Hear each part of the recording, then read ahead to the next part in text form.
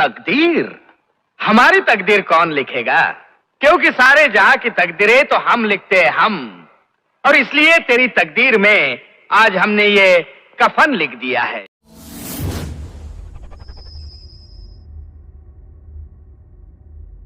नाग हूं मैं, नाग, काला नाग।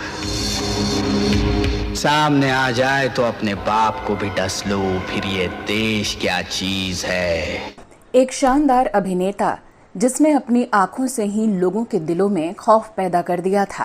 अगर ये एक बार किसी को सूंघ लेना तो उसे पाताल से भी ढूंढ निकालता है। ओ, कुत्ते कुत्ते पालते हैं, शेर शेर पालते हैं।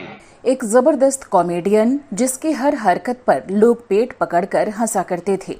नहीं मालिक के बच्चे, तुझे नहीं मालूम कि हम गांव के प्रधान रवि बाबू के होने वाले ससुर हैं। हमने तेरी ये मजाल कि सर की पगड़ी खोलकर कमर में बांध ली। एक ऐसी बेहतरीन शख्सियत का मालिक जिसने समाज से मिले प्यार को अपने दमदार अभिनय के जरिए लौटाया। पुलिस स्टेशन भी तो इंसाफ का मंदिर ही है। आजादी से पहले हम लोगों ने गांधी जी के साथ मिलकर रामराज का सपना देखा था। तुम लोगों ने हमारी दी हुई वर्दी पहनकर रावण राज चला रखा। लेकिन क्या आप जानते हैं कि अपनी शानदार एक्टिंग के कारण ही इन्होंने पहली ही फिल्म में अमरीश पुरी और ओम पुरी जैसे एक्टर्स के होते हुए भी बेस्ट सपोर्टिंग एक्टर का अवार्ड अपने नाम कर लिया था। वैसा कोई बात हम दिल में नहीं रखता है। आपने हमारे बेटे को पकड़ा पीटा, लेकिन वो बात भी हम आपके खिलाफ दिल में नहीं रखेगा। आपने जो किया कानून से किया, बराबर किया। क्या आप मानेंगे, इन्होंने एक फिल्म में विलन का किरदार इतनी खूबसूरती से निभाया कि फिल्म फेयर वालों को अपनी अवार्ड कैटेगरी में नया अवार्ड सेक्शन तक जोड़ना पड़ा और पहली बार वो अवार्ड इन्होंने ही अपने नाम किया। क्यों बे साले, हम लोग मर्द नहीं हुए तो क्या हुआ है? तेरे जैसे 5 मर्दों की ताकत है इसमें। बोल बोल, क्यों आया तो तू यहाँ पर? और क्या आप यकीन करेंगे कि अपनी बेहतरीन एक्टिंग और अपने सामाजिक कार्यों के लिए मशहूर इस अभिनेता को इनके ही पड़ोस के लोगों ने बुरी तरह से पीट दिया था। तो कौन थे ये अभिनेता जिन्होंने अपने पिता के समझाने, मनाने और पीटने के बावजूद भी एक्टिंग नहीं छोड़ी और फिर रुपहले पर्दे पर राज किया? बताएंगे और भी बहुत कुछ। आप बने रहिए हमारे साथ। तकदीर? हमारी तकदीर कौन लिखेगा? क्योंकि सारे जहां की तकदीरें तो हम लिखते हैं हम। और इसलिए तेरी तकदीर में आज हमने ये कफन लिख दिया है। आज के इस वीडियो में हम बात कर रहे हैं उस पर्सनालिटी की जो फिल्मों में विलन बनकर लोगों में खौफ भरा करते थे। अगर रुपहले पर्दे की बात करें तो विलेन की बात करते ही अगर कुछ किरदार दिमाग में आते हैं तो वो हैं गब्बर सिंह, मोगैम्बो, शाकाल आदि। इनमें एक किरदार महारानी का भी जुड़ा है, जिस किरदार को इन्होंने सिल्वर स्क्रीन पर निभाकर अमर कर दिया। जी हाँ दोस्तों, आज हम बात कर रहे हैं बड़े पर्दे की महारानी सदाशिव अमरापुरकर की। डर मत, मैं कुछ नहीं करूंगी। मैं कुछ कर ही नहीं सकती। जानती हो क्यों? क्योंकि मैं आधा मर्द हूँ और आधी औरत। देख ना रूप ना रंग, देखिए किस्मत का खेल तो देख। हम इनकी जिंदगी से जुड़ी घटनाओं की चर्चा करें उससे पहले चलिए जानते हैं कौन थे सदाशिव और इनका फिल्मों में आना कैसे हुआ। सदाशिव अमरापुरकर का जन्म 11 मई 1950 को महाराष्ट्र के अहमदनगर शहर के बिल्कुल पास मौजूद अमरापुर गांव में हुआ था।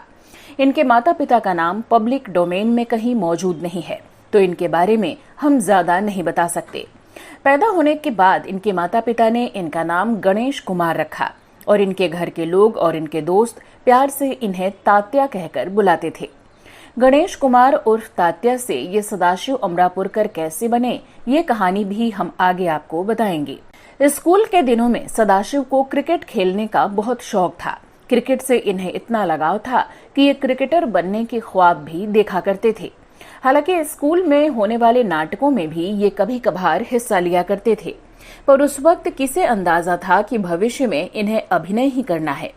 स्कूल के बाद जब इन्होंने अहमदनगर कॉलेज में दाखिला लिया तो वहां के स्पोर्ट्स टीचर इस बात से खुश थे कि उनके कॉलेज में एक ऐसे लड़के ने दाखिला लिया है जो बढ़िया बैटिंग करता है और धारदार लेग स्पिन गेंदबाजी भी करता है। अहमदनगर कॉलेज में ही हर साल एक नाटक कंपटीशन का आयोजन भी किया जाता था, तो एक बार सदाशिव ने उसमें भी हिस्सा लिया। कॉलेज में होने वाले उस नाटक कंपटीशन में स्टूडेंट्स को ही नाटक लिखना और डायरेक्ट करना होता था और साथ ही एक्टिंग भी स्टूडेंट्स को खुद ही करनी पड़ती थी। उस नाटक में सदाशिव को एक कातिल का किरदार मिला था और इन्होंने वो किरदार इतने जबरदस्त तरीके से निभाया कि इन्हें उस किरदार के लिए अवार्ड भी मिल गया। बस यहीं से गणेश कुमार उर्फ सदाशिव अमरापुरकर की जिंदगी बदल गई। पहले ही नाटक में मिले अवार्ड से सदाशिव को इसमें इंटरेस्ट आने लगा और अब इनका ध्यान क्रिकेट से हटकर पूरी तरह थिएटर पर आ गया।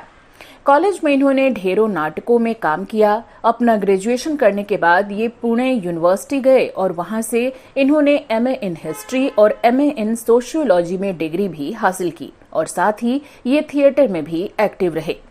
सदाशिव न केवल नाटकों में एक्टिंग करते थे बल्कि डायरेक्शन भी दिया करते थे। इसी दौरान इन्होंने अपना नाम गणेश से बदलकर सदाशिव रख लिया और साथ ही अपने गांव अमरापुर को भी अपने नाम के साथ जोड़ दिया। इस तरह गणेश कुमार बन गए सदाशिव अमरापुरकर।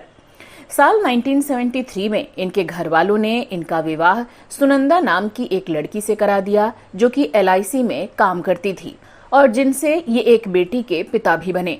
शादी के बाद भी इनकी थिएटर के प्रति दीवानगी बनी रही और अब तक इन्हें एहसास हो चुका था कि ये सिर्फ थिएटर के लिए ही पैदा हुए हैं।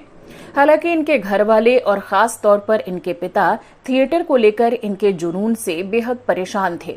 उन्हें फिक्र थी कि इनका बेटा शादीशुदा है और पिता भी बन चुका है, लेकिन इसे काम धंधे की कोई फिक्र नहीं है। इनके पिता ने इन्हें खूब समझाया, डांटा और पीटा भी और एक दिन तो इन्हें कमरे में बंद तक कर दिया। लेकिन इन्होंने अपने पिता से कह दिया कि थिएटर इनकी सांस है और थिएटर के अलावा कुछ और करने की ये सोच भी नहीं सकते। किसी के रोकने से ये नहीं रुकेंगे। इनकी जिद के सामने पिता को हार माननी पड़ी और इन्हें थिएटर करने की छूट दे दी। जैसा कि हम ऊपर बता चुके हैं, इनकी पत्नी LIC में नौकरी करती थी तो इन्हें घर चलाने की टेंशन तो थी नहीं। धीरे धीरे महाराष्ट्र में थिएटर जगत में इनका नाम होने लगा। इन्होंने महाराष्ट्र थिएटर प्रतियोगिता में भी कई अवार्ड जीते। ख्याति मिली तो इनके पास प्रोफेशनल थिएटर के ऑफर्स भी आने लगे। इस तरह प्रोफेशनल थिएटर का हिस्सा बनने के लिए सदाशिव मुंबई आ गए। प्रोफेशनल थिएटर से होने वाली कमाई से मुंबई में ये आराम से अपना खर्च उठाने लगे। मुंबई में ये महान नाटककार विजय तेंदुलकर के नाटक कन्यादान में काम कर रहे थे। अपनी एक्टिंग स्किल्स से ये विजय तेंदुलकर का दिल कब का जीत चुके थे। एक दिन विजय तेंदुलकर ने इनसे कहा कि मैंने अर्ध सत्य नाम से एक फिल्म की स्क्रिप्ट लिखी है, उसमें एक किरदार है जिसे मैं आपसे कराना चाहता हूँ। सदाशिव ने उनसे कहा कि आपको मैं कैसे मना कर सकता हूँ। इस तरह साल 1983 में आई फिल्म अर्ध सत्य से इन्होंने अपने फिल्मी करियर की शुरुआत की। वैसे हमारे माफक कोई सर्विस होएगा तो जरूर बुलाना साहब। अपन गरीब आदमी, लेकिन जब भी बुलाएगा हाजिर होएगा। बदले में कुछ नहीं मांगेगा साहब, नहीं तो आप बेकार में सोचेगा। अर्ध सत्य में इनके किरदार का नाम रामा शेट्टी था। रामा शेट्टी का वो छोटा सा किरदार बहुत ज्यादा लोकप्रिय हुआ और इन्हें उस किरदार के लिए सर्वश्रेष्ठ सहायक अभिनेता के खिताब से नवाजा गया। इस फिल्म के बाद सदाशिव के पास ऑफर्स की झड़ी लग गई। फिर इन्होंने कभी पीछे मुड़कर नहीं देखा। साल 1986 में आई फिल्म आखिरी रास्ता में निभाए गए मिनिस्टर चतुर्वेदी के किरदार की दर्शकों ने खूब तारीफ की। कोई भी स्वाभिमानी पति अपनी पत्नी की बेवफाई बर्दाश्त नहीं कर सकता, इसलिए मैं अदालत से हाथ जोड़कर उसके लिए रहम की दरख्वास्त करता हूं। सदाशिव ने बॉलीवुड के लगभग सभी सुपरस्टार्स के साथ काम किया। इनमें धर्मेंद्र, अमिताभ बच्चन, मिथुन चक्रवर्ती से लेकर गोविंदा, आमिर खान और संजय दत्त तक शामिल रहे। इस 2 टके की लड़की के लिए तू अपने बाप को छोड़ देगा? अपने बाप को छोड़ देगा? मैं इस जालसाज हसीना की हंसी मिटा दूंगा। लेकिन धर्मेंद्र को इनका अंदाज इतना पसंद आया कि सदाशिव इनके अपोजिट पसंदीदा विलेन हो गए थे। जानकार बताते हैं कि धर्मेंद्र इन्हें अपने लिए लकी मानने लगे थे। यही कारण है कि सदाशिव उनके साथ 2-4 नहीं बल्कि 11 फिल्मों में नजर आए। बलराज भाई, मैं सब कुछ करने के लिए तैयार हूँ, मैं सब कुछ करने के लिए तैयार हूँ, लेकिन मुझे माफ कर दीजिए। मैं अभी कमिश्नर साहब के पास जाकर अपना जुर्म कबूल करता हूँ। सदाशिव अमरापुरकर ने 300 से भी ज्यादा छोटी बड़ी हिंदी, मराठी और अन्य भारतीय भाषाओं की फिल्मों में काम किया। इनके निभाए कई किरदार बेहद चर्चित हुए, मगर साल 1991 में आई महेश भट्ट की फिल्म सड़क में इन्होंने एक ट्रांसजेंडर का किरदार निभाया। इनका ये महारानी नाम का किरदार कभी नहीं भुलाया जा सकेगा। अभी इसी गली में मैंने उस कमीने की कब्र ना खुदवाई तो मेरा नाम भी महारानी नहीं। सदाशिव अमरापुरकर ने ये किरदार इतने सशक्त अंदाज में निभाया कि फिल्म फेयर ने भी इस फिल्म के बाद अपनी अवार्ड कैटेगरी में best actor in a villainous role को भी शुमार किया और ये पहला अवार्ड भी सदाशिव अमरापुरकर को ही दिया गया। साइड हीरो, देख तेरा बाप आ गया नीचे। इसीलिए तुझे पासपोर्ट का बड़ा किया था, दिखा तेरी ताकत वहाँ। चल जल्दी। जहां ढेरों फिल्मों में इन्होंने बेहद खतरनाक और डरावने विलन के रोल निभाए, तो वहीं कई फिल्मों में इन्होंने अपनी जबरदस्त कॉमिक टाइमिंग से भी अपने चाहने वालों को खूब हंसाया। इनमें से प्रमुख फिल्में रहीं हम हैं कमाल के, कूली नंबर 1, आग, गुप्त, द हिडन ट्रुथ, आंखें, इश्क और हम साथ साथ हैं। मादर भगत, माफ कर दो। इतने दिन तक फिल्मी हीरो की आवाज निकालते निकालते तू मुझे परेशान करता रहा। माफ कर दो मुझे, माफ कर दो। अब मैं तुझे छोड़ूंगा नहीं। फिल्मों के साथ साथ सदाशिव ने टीवी पर भी कुछ बेहद दमदार किरदार निभाए। 80 के दशक में दूरदर्शन पर प्रसारित हुए शो राज से स्वराज तक में इन्होंने लोकमान्य तिलक का किरदार निभाया, जबकि पंडित जवाहरलाल नेहरू की किताब डिस्कवरी ऑफ इंडिया पर बनाई गई श्याम बेनेगल की सीरीज भारत एक खोज में इन्होंने महात्मा फूले का किरदार निभाया था। हेरम शास्त्री, आप हमारे साथ न चलकर देश को डुबो रहे हो। समाज परिवर्तन के माहौल को अभी आप रोक नहीं पाएंगे, और अगर रोकने की कोशिश की तो समाज आपको निगल जाएगा पूरा के पूरा। सदाशिव अमरापुरकर केवल अभिनेता नहीं बल्कि एक समाज सेवी भी रहे।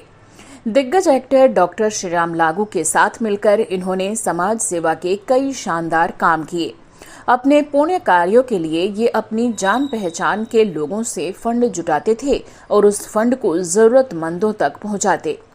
समाज के प्रति अपनी जिम्मेदारियों को सदाशिव बखूबी समझते थे, लेकिन एक बार इसी समाज के कुछ लोगों ने इनके साथ एक ऐसा शर्मसार करने वाला बर्ताव किया जिसे जानकर हर कोई दुखी हो गया। साल 2013 के दौरान जब महाराष्ट्र के कई इलाके भयंकर सूखे की चपेट में थे और हर कोई बेहद परेशान था, तो स्थानीय प्रशासन और पुलिस लोगों से अपील कर रही थी कि पानी की बर्बादी ना करें और पानी बचाकर इस्तेमाल करें।